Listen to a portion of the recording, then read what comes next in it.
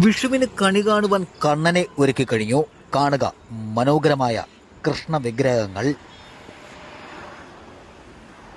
കണി കാണുക, കൊണ്ടു കൊടുക്കുക, ജനങ്ങളെല്ലാം കാണണം. ഇതെവിടേക്കാ കൊണ്ടുപോകുന്നത്? കൊണ്ടൂരേക്ക്, കൃഷ്ണൻകോവിലേക്ക് അല്ലേ? പ്രാവശ്യത്തെ വിഷു എങ്ങനെയുണ്ട്? വിഷു അടിപൊളിയായിട്ട് നടക്കണം, അടിപൊളിയായിട്ട് പോകണം.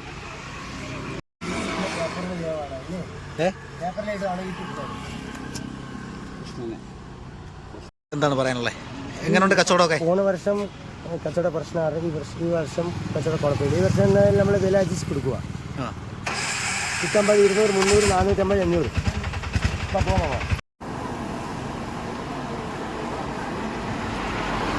വിഷു ആശംസകൾ.